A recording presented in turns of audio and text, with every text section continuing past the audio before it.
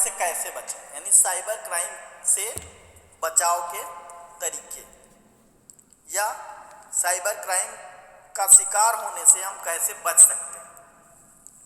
व्यक्तियों को साइबर अपराध के बारे में पता होना चाहिए। पहली बात, जब हम उसके बारे में जानकारी अवेयर होंगे, जागरूक होंगे, तो हम उससे बच सकते हैं।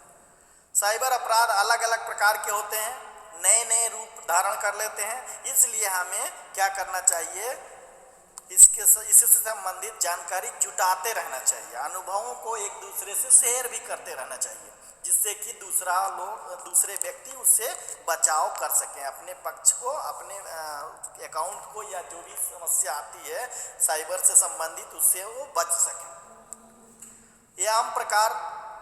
सबसे आम प्रकार है जो व्यक्ति को प्रभावित कर सकता है, ये आजकल सबसे आम है। साइबर अपराध से हम कैसे बच सकते हैं, तो वेब कैमरा हैकर्स, न केवल अपराधी आपके वेब कैमरा को हैक कर सकते हैं, बल्कि आपके नेटवर्क से जुड़ी कोई भी चीज़ जिसमें आपके द्वारा स्थापित किया गया कोई भी घर या व्यवसाय सुरक्षा प्रणाली शामिल है।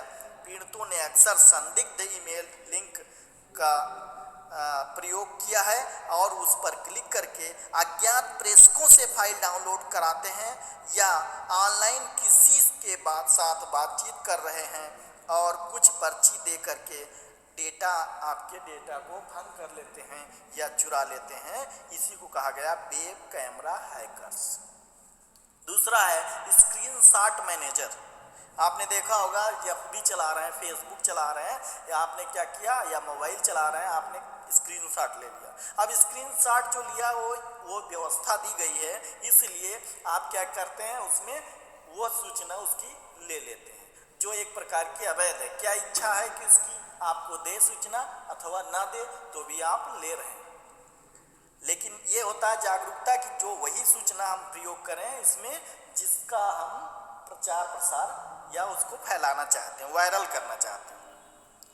और मैनेजर में ये व्यवस्था होनी चाहिए कि वह स्क्रीनशॉट जैसे तकनीकियों को रोके। इसको और देखते हैं, तो जिस तरह से हैकर्स आपके वेब कैम तक पहुंचते हैं, उसी तरह वह भी आपके कंप्यूटर को स्क्रीनशॉट कर सकते हैं। वे तब महत्वपूर्ण जानकारी निकालने में सक्षम होते हैं जिसका उपयोग वे अपराध करने के लिए कर सकते हैं। फिर भी ऐसे सुरक्षा उल्लंघनों के शिकार लोगों ने गलती से किसी फर्जी लिंक पर क्लिक किया हो और संदिग्ध स्रोत से फाइल डाउनलोड की हो, ठीक है। जब तक हम ठीक से जानकारी न प्राप्त करें तो किसी लिंक को हम क्या करें, खोलें नहीं। रैंसमवेयर, तीसरा है रैंसमवेयर।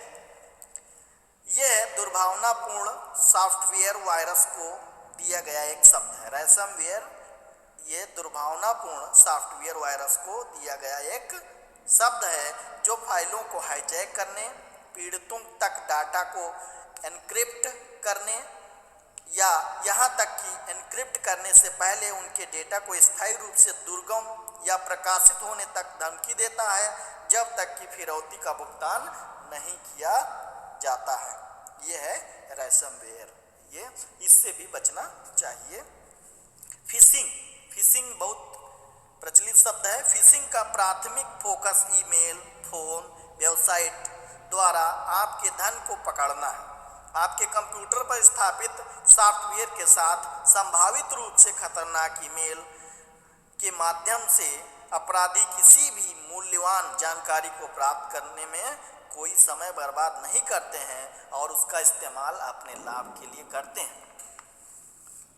विज्ञापन क्लिकर, विज्ञप्ति क्लिकर कहें चाहे विज्ञापन क्लिकर, इन साइबर अपराधों में ऐसे विज्ञापन शामिल होते हैं जो अपराधियों द्वारा आपको एक विशिष्ट लिंक पर क्लिक करके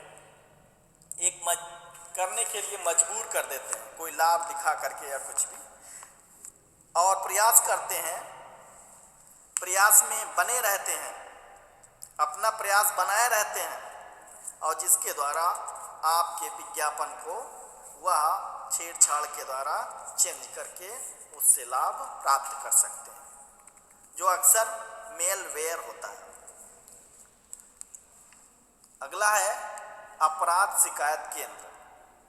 अपराध शिकायत केंद्र में भी हम क्या कर सकते हैं, अपना बचाव, अपनी शिकायत दर्ज कर सकते हैं। IC3 इंटरनेट अपराध शिकायत केंद्र। अपराध शिकायत केंद्र ये इंटरनेट से संबंधित है, इसलिए इंटरनेट अपराध शिकायत केंद्र।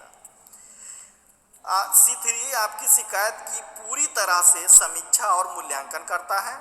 इसे उपयुक्त संघीय, राज्य, स्थानीय, अंतर्राष्ट्रीय कानून प्रवर्तन विजिलेंस जिसे कहते हैं, लॉ विजिलेंस या नियामक एजेंसी को संदर्भित करता है जिसके पास मामले पर अधिकार क्षेत्र है।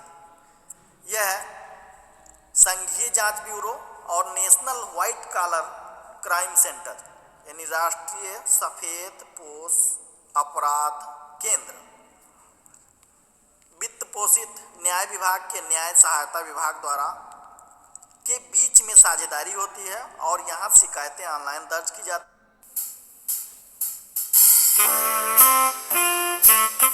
हैं और जिसके द्वारा इसका निदान किया जा सकता है, साइबर क्राइम से बचाव किया जा सकता है या विरुद्ध कार्रवाई की जा सकती है। मोबाइल द्वारा भी आजकल मैसेज आते रहते हैं और आप वहां से भी शिकायत दर्ज करके फ़ोन करके आप अपने समस्या से का निदान या समस्या की शिकायत को दर्ज कर सकते हैं। संघीय व्यापार आयोग यानी FTC ये व्यक्तिगत उपभोक्ता शिकायतों को हल नहीं करता है लेकिन उपभोक्ता प्रहरी का संचालन करता है। एक प्रकार का सुरक्षित ऑनलाइन डेटाबेस है जिसका उपयोग दुनिया भर में नागरिक और आपराधिक कानून प्रवर्तन अधिकारियों द्वारा गलत तरीके के पैटर्न का पता लगाने के लिए किया जाता है, जिससे जांच और मुकदमा चलता है या चलाया जाता है। संक्षेप में देखें तो साइबर